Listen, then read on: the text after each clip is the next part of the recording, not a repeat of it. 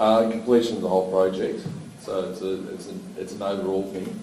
We've, I mean, there's a lot more I could have talked about in the presentation, but we've worked out a way of decoupling the core from the critical path. So in our construction system, our core is behind us, about 4 floors behind us, and our lead deck is our modules, and we've decoupled the concrete from the lead deck. So we're actually constructing the opposite way to conventional, which means our floor cycle times are down to about between 2 and 4 days. So we're doing 2 to 3 floors a week. The critical path is on a building in Australia. In Melbourne, all buildings are fantastic in Melbourne, especially. We're probably leading in tall buildings. Is structure, facade, which is driven by the weakest link, which is your core, lift, and what we call the scar apartment or the slip-up apartment. Fit-out's not critical path in Australia, in Melbourne. So we've worked out a way of speeding up the structure and facade by actually building it the opposite way around. So the answer to your question is yes, it's the overall building.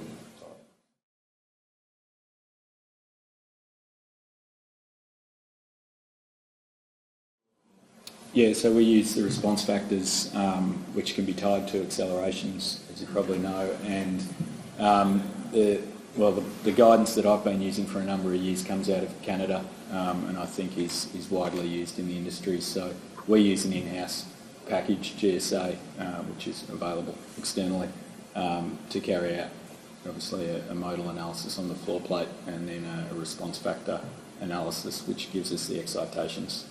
The response factor of 1 is sort of barely perceptible, obviously, to someone who's lying in their bed. In an office building like Spring Street, response factor of 8, up to 8 is typically acceptable, and if you're sitting at your desk, that wouldn't worry you, or you wouldn't notice it in your day-to-day activity. So yeah, if that answers the question.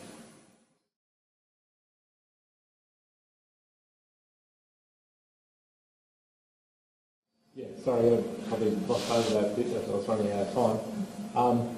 Yeah, so the intention was to use a Glulam beam along the grid line, so connecting with the precast column, and then just having our CLT plate standing between. So I think the idea being that generally we'd go with flat plate concrete construction for that style of apartment, and what the real driver of that is formwork. So we want a nice flat plate. But there's ways you can work those sort of beams into the layouts of apartments without it being causing issues with the amenity of the apartment. So I didn't want to try and just basically replace a concrete flat plate with a flat plate CLT solution. I think when using a different material, you need to take a different look and see what it is that makes it most efficient. So yes, using Glulam beams combined with the CLT can be efficient.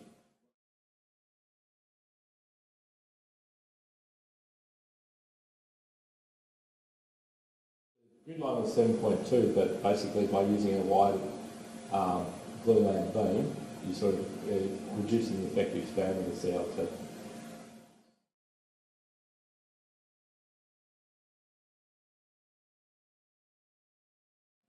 On this one, you could have done it probably equivalent height. I was looking at probably increasing the height just mainly for the amenity of the apartment. I think within Melbourne, we've generally been limited purely by the height of our buildings, traditionally. So that means for a developer, the lower you make the floor height, the more apartments you get, the more money you get. So we've had a lot of buildings that have been built within those constraints, and fair enough, and where floor-to-floor height's been driven down to sort of 2.9 metres. So I think now we're moving to plot ratios. It's going to change a little bit the economics on the sites, and it's not necessarily going to be the sole driver in terms of floor-to-floor height. And I think in terms of the quality of the apartment, if you're building something that's going to be here 50 to 100 years, we are better off looking at a higher floor-to-floor, whether it's 3.2 or something, so you can get a good quality ceiling and just an apartment that has more space.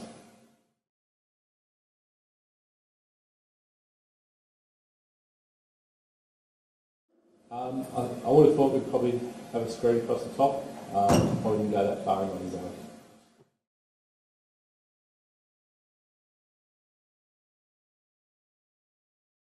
Good question. I mean, engineers do all those calculations, but the good thing is that our concrete's already started, already shrunk. It's first stage anyway. So it actually is more beneficial. Like Rob de Blasio over there would probably be able to answer this question better than me because he's an engineer. They calculate it. But it's prefabricated concrete's already gone off. It's his strength. A lot of things that happen on our buildings, we're under lots of pressure, so time and money. We do strip our slabs early. We do load our slabs. We don't listen to engineers all the time. We're builders, and we're under a lot of pressure to get things done. By using prefabricated technology, we don't do that because we don't have an opportunity. So there's a lot of some things that are beneficial.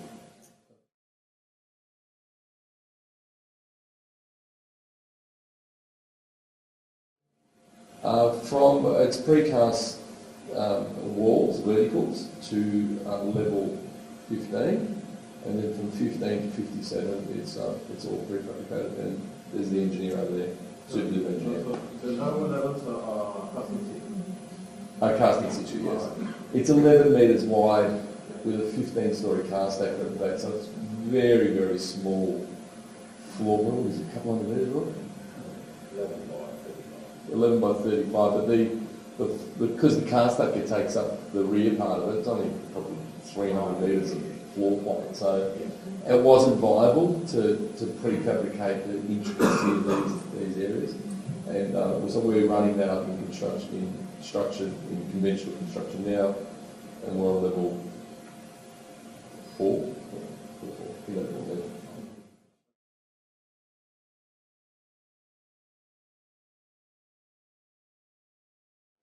Oh, yeah.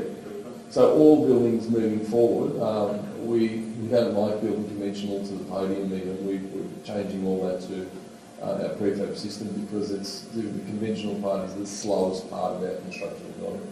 So we'll do what's going to be faster, better quality and safer.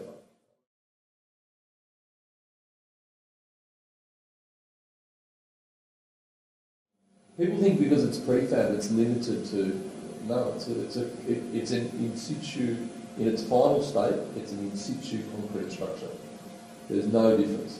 So if it can be designed in concrete, we will build it. We could build it out of HB.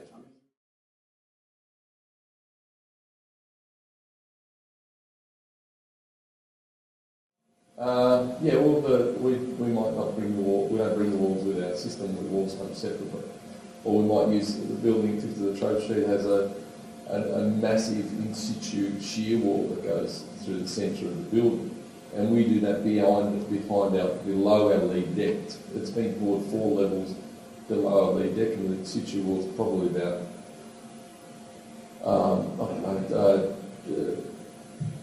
40 metres long. It's a big U shape. I mean, it's not a very efficient design building, but it's the design that we've got, and we're building it in our system. So it's just a concrete structure. Because it's been done off-site, it just means we've got high quality floor beams.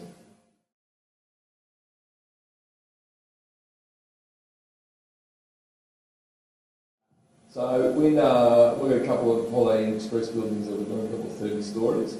We're combining 2 bathrooms together with the speed panel wall in between and the shaft at the rear, doing all the mechanical services except for a fan core unit, all the stacks, and all the under slab roughing that sits on top of our pod. So we're bringing a pod with all verticals and horizontals and fitted off. We're doing looms for all the lighting, where the pod comes with its DV board and they just roll it out with 3-plug connections for the room. All electrical's done for the room in our factory, and we're running looms for all the common area, flowing room waters and electrical. Our partner in London is really efficient and advanced with prefabrication of MEP.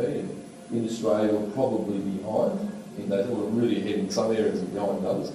So of course, we're partners, so we're feeding off each other with some of those technologies. And we're starting it right now.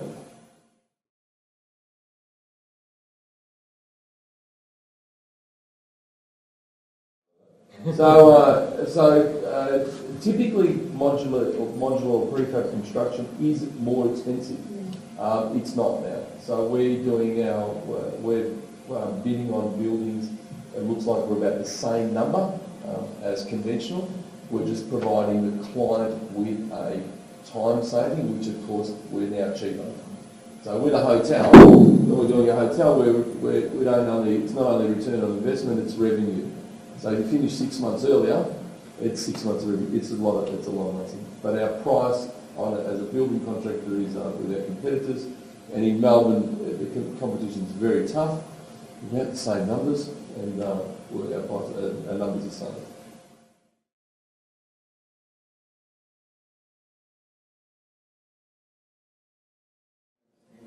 Well, I'll answer it as a construction company.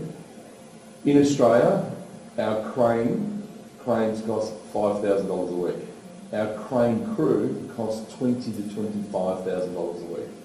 Steel construction, we put 12 pieces of steel up per day, right, is the average, because we can't unhook it unless it's fully connected. The unions don't let us.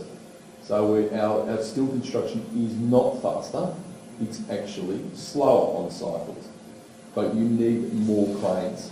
So one, it's more expensive, and two, our floor cycles on building tall buildings, and there's lots of builders, there's lots of structure companies out there right now for Form 700 cars, which are great contractors, that we do 4 and 5 day cycles in structure. Hickory does, with HPS even faster now, but that's really quick. Steel construction doesn't add a benefit for us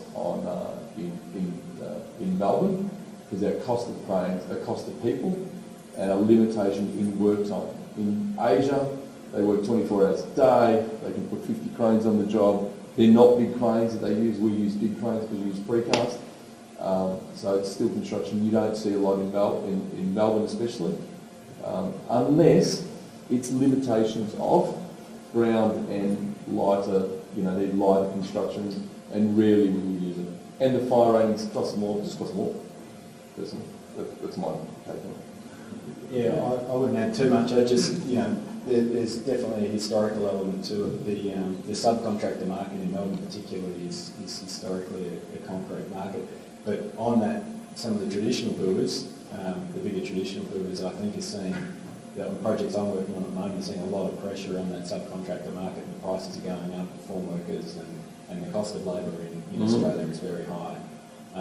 And so we are designing a couple of steel buildings at the moment that if the subcontractor pressure wasn't as it is, would probably be concrete. But there is probably a little bit of steel on the market at the moment due to subcontractor pressure, is my observation.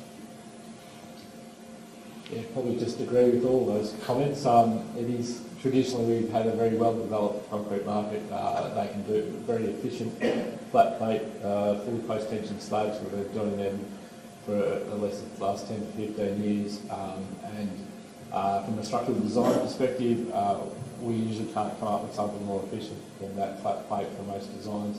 The big commercial spans, occasionally composite will come into it, but still concrete, precast concrete columns, jump form core. The contractors here are good at delivering those quickly and efficiently.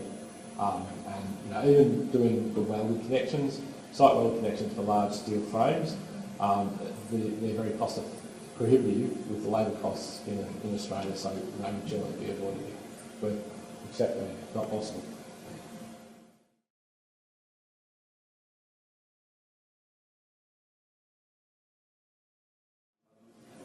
Well, we build tall buildings, so CLT has no benefit to tall buildings because you're as fast as your core. So unless you resolve your core, there's no benefit. CLT is more expensive than concrete. For low-rise buildings in residential, when you have to cover the CLT with screeds and fire rating, means it's kind of silly. in my opinion. Using CLT is just beautiful, and using it in commercial buildings where we can expose it I think it has real value. Other than that, I don't know what people are talking about with CLT. I have no idea. I think it has its place, but it's if it's more expensive and not faster, and you've got to cover it. I don't get it. Someone tell me where I'm going wrong. I won't tell you where you're going wrong, but I actually agree with what you said, and I think the great potential is in commercial buildings and in creating really nice spaces. In Australia, we've been constrained by the market. Some of it coming from New Zealand, most of it coming from Europe. Right now, there's a manufacturing plant that's opened up in the northern part of Victoria, and one of our large contractors has opened up their own yard up in New South Wales. So I think we're going to see, where appropriate, we're going to see more CLT in this sort of low, medium-rise commercial construction, perhaps in smaller scale accommodation type construction, student accommodation, things like that, where it does make sense as a pure replacement for precast concrete, provided you can get the acoustics and the fire to stack up. So it has its place, but I don't disagree with anything George said as well. That all materials, like the steel and concrete discussion, and very much the timber discussion, which is the vogue at the moment, it should simply be used for what they're appropriate for, and they have different benefits in terms of some of the things that Matt was talking about, creating great spaces, but it comes down to appropriate. So Matt, I was going to just come a little bit slow in defence. I can't disagree with anything George has said. It is more expensive, it is slower. But what it is it's more carbon neutral. And at the moment, with no price on carbon, or no effective price, it won't stack up. But what you've got to consider is all that concrete you're pumping into a building, what is the net carbon impact of that? And there is the aesthetic of having a CLT finish. How you can have that exposed, whether it's just the ceiling or not, that's something we want to take into account. But it does require the entire design decisions to be based around the fact that you're trying to deliver that product. And it would be no way competing with George's modular prefabricated stuff. So.